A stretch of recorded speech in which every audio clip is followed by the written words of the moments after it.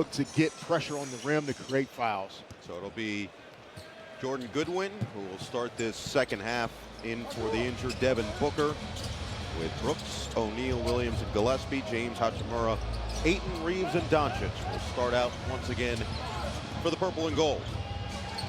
Pocket pass, kick out. Reeves, extra. Doncic, bounce it. Great ball movement. One to shoot, and they didn't get off in time. LeBron James. That's a great first defensive possession. So this is exactly what Jordan Knott preaches from his team. Playing hard, continual effort. He's seen it through the years. Oh, the feed and finish. It's O'Neal to Williams with a chance for three. Well, you think about the teams that Jordan Knott has gotten to see as Doncic eventually collects that rebound.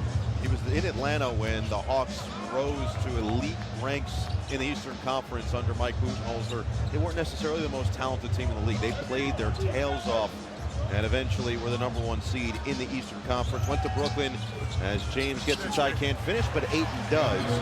In Brooklyn, he got to see the renaissance with Kenny Atkinson taking over, and eventually that 2018-19 season playing harder than just about everybody on any given night, en route to a 42-win season.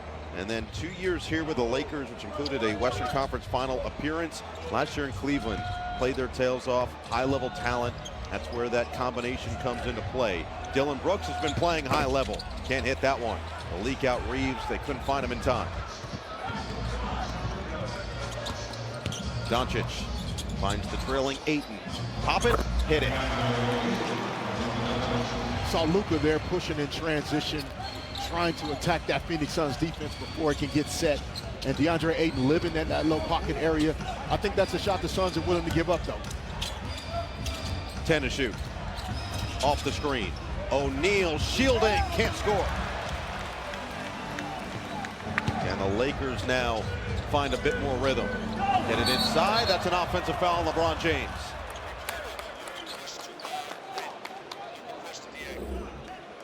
Yeah, Lakers in transition. Minutes gone in the second half. Already the 2 turnovers for the Lakers. Gillespie, stop, get it back, off the screen. Looking inside, knocked away, claimed by Williams. 12 to shoot. Reset, Goodwin, 9 to shoot. Fend off on Reeves, hook it, Williams! Cruel intentions will get 2 free throws. Williams can't hit on their first free throw. Tap into tonight's action, the app today. So Williams splits a pair, now 1 for 3 at the free throw line. Only the 5th attempt at the free throw line for the Suns, but they feel like they've done their job holding the Lakers to just 7 attempts at the charity stripe so far tonight. James lost the handle, out of bounds.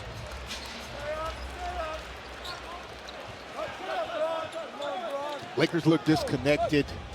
Obviously, the second night of a back-to-back. They're just offensively not as in sync and in rhythm as they have been during this great stretch they've been on.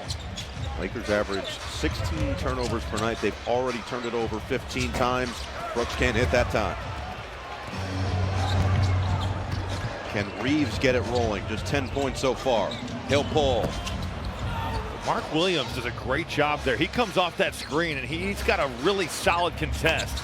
Good one. Long rebounds, Noah, have just been runouts for Phoenix. And Goodwin converts, 72-56. Doncic was cooking early, has been stymied of late. And he got it back to put in 2 more. They are showing him bodies. He can Luka Doncic operate in the crowd. 29 points, 8 rebounds. Brooks, fend off, back down, fade, put it down, and 1. Dylan Brooks can do no wrong. I mean, just bring in the physicality right to the doorstep of Austin Reeves. Between the legs, get to the body. 12th in the league in offensive rating, 14th in defense. The Lakers were 5th in the NBA in offensive rating. It was plays like that that got them there. Doncic to Ayton. I think the Suns have done a good job, though, in terms of the Lakers' offense. They've shown a crowd when necessary, but also gotten back home and only given up 2-point baskets. Early bounce for Goodwin. Phoenix on that possession, they just have the Lakers in total rotation, and you're getting multiple dribble drives and throwing it up. Sometimes someone's just too good. Gillespie can't respond, and Doncic pulls down another rebound. Outlet. LeBron, like a tight end, couldn't get to it. Oh, what a play by Colin Gillespie to get a fingertip on that and then get another 50-50 play to go Phoenix's way. Brooks couldn't cash in. And now Lakers will slow it down here. Doncic up to 32 points. Knock away. Brooks claims. Gillespie running. One-on-one with Reeves. Finds the trailer. Williams! Mark Williams! Talk about this is the second night of a back-to-back for LA. Phoenix very aware of that. They're trying to throw a knockout punch with their defense and to get the transition. See if they can continue to get the stops that have allowed them to run all game long. And in the Lakers huddle, Marcus Smart, not in uniform tonight, but continuing to lead with his voice, imploring his teammates to continue to fight and play the game. There's a long back-point deficit. There's not a lot to work from these days. Maxi Kleber just got sent to the earth. They couldn't complete the highlight with O'Neal.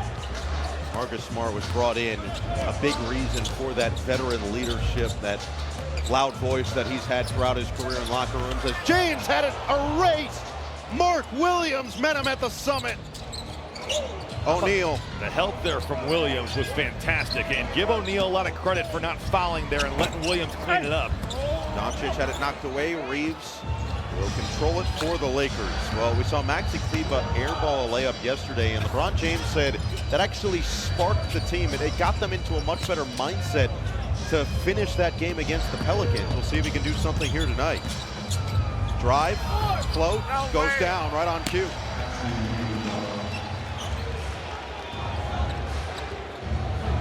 Maxi Kleber came over in the Doncic trade last year, was hurt for the majority of the season, came back all the way at the end of the year in his 9th season in the NBA, 33 years old, undrafted back in 2014 from Germany, from the same hometown as Dirk Nowitzki, and spent the majority of his career in Dallas.